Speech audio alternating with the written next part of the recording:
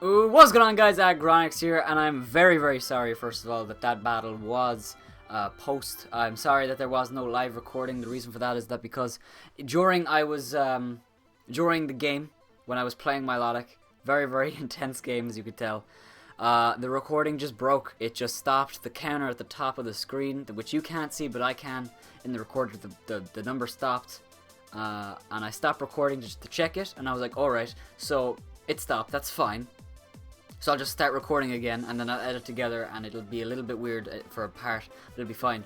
And then I go back and I check the video, and it's corrupted, which sucks. I did record a bit of the end of it, but there was no point, because the video came up immediately saying it was corrupted. I just played the battle in silence, which was really fucking scary. So yeah, Cork City Cyndaquils are 7-0. I am very happy. Milotic played a fantastic game.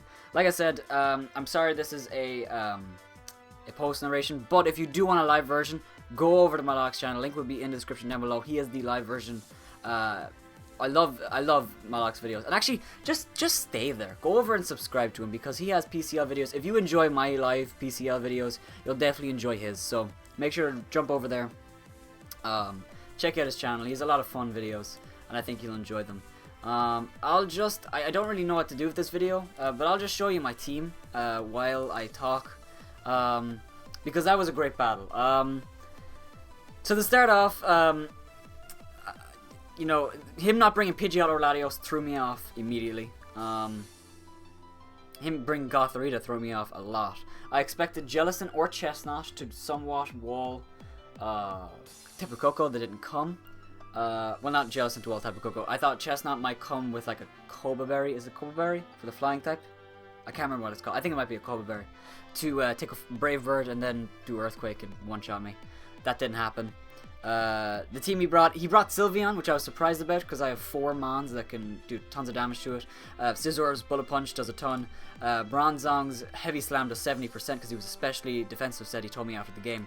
And because he was especially defensive, yes, Sludge Wave from Nidoking doesn't one-shot, but it still does 65%. And that's why Torn's Sludge Wave only did 44% because the regular calc is 2-shot. So yeah, last minute we changed Volt Switch, Volt Switch, which was U-turn originally. Do I regret it or not? A bit. It's kind of weird because I was minutes from the battle, seconds even, and I was like, U-turn is only good against Latios, which I was kind of sure you'd bring.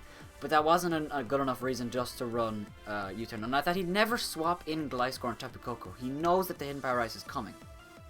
And that's what happened. I clicked Volt Switch every single time with Koko. Or every single time I wanted to swap out, I clicked Volt Switch and he never went into Gliscor. Because he couldn't. He couldn't. Because he knew that Hidden Power Ice was coming. If he did. So, yeah. Gliscor was such a massive threat in that game.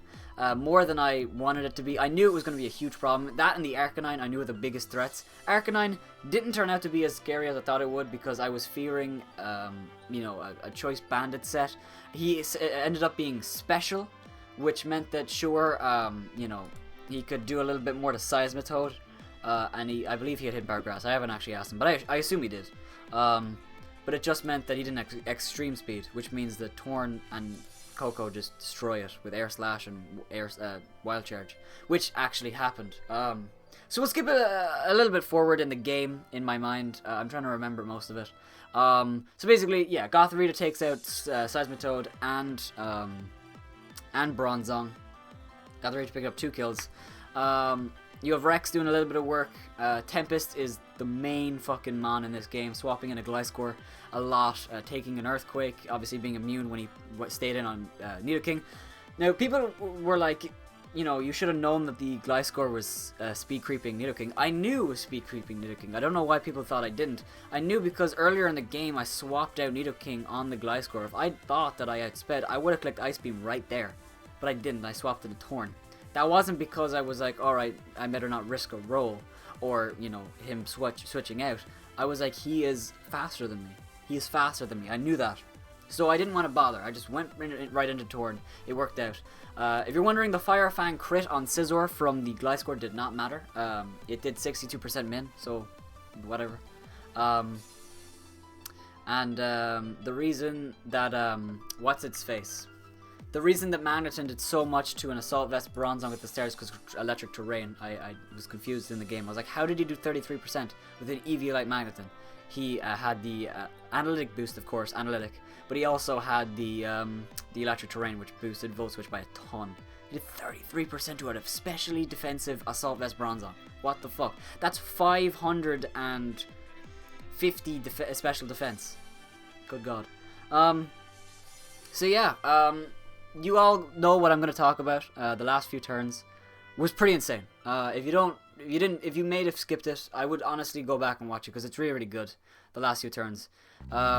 Killing Fortress really early really helped with that end game because it meant that none of my mons were really weakened from spikes or stealth rocks if he got them up. He got off stealth rocks, but I assumed the Fortress had spikes.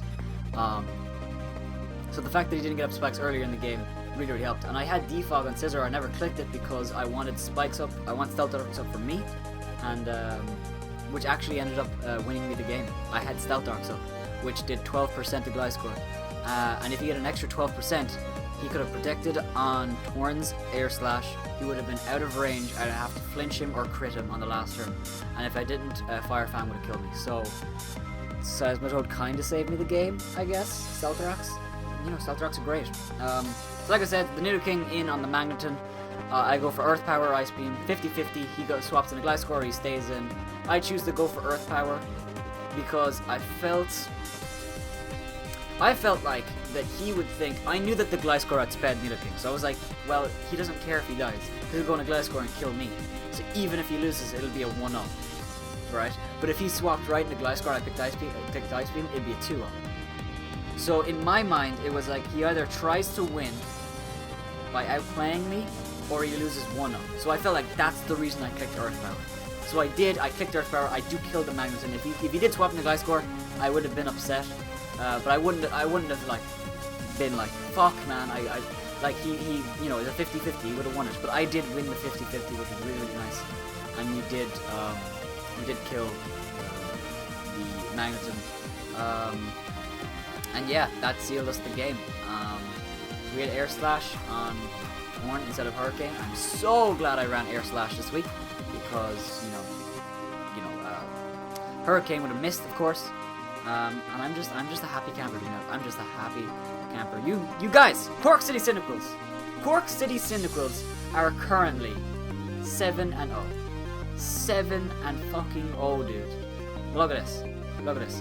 Torn picking up 3 kills. Torn, I actually asked Champ who was the MVP in his opinion. He said it was Torn, absolutely. Torn got 3 kills. It was the main reason I won. It saved me at the game at the end. Killed Fortress, killed Arcanine, killed Gliscor, 3 biggest threats of his team. It poisoned Sylveon. It forced Gothorita out. The only thing on his team that he could have to check it is Magneton.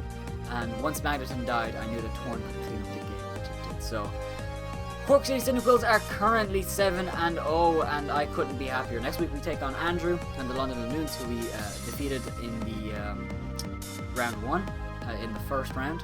So I'm pretty determined. We are currently the only undefeated team in the league, and I'm hoping to keep that up for at least another week. So Andrew, I know I love you, buddy, but we're gonna have to. I'm gonna have to go at you. But yeah, I couldn't be happier. If you guys have enjoyed this, make sure to heavy slam the like button down below first, and make sure to check out my Logic, like I said, if you want the live. If you want the live version, I'm actually gonna watch my Logic's video anyway because I want to see his thought process and some of his plays. I'm sorry this is a post narration, but don't worry, guys. Live videos are gonna be every week. This is just a one-time thing. I know I've done it in the past for Nick and stuff, but that was the same reason the file got corrupted. Sometimes we just can't help these things. Next week we will be back and facing Andrew. It will be live. The WWBL has started, and that will be live as well. And the EPL playoffs are about to begin, so a lot of crazy stuff happening. If you guys are excited for that, make sure to heavy slam the like button down below first. With that being said, have yourselves a wonderful day. Just have yourselves a fantastic fucking day. And bye-bye.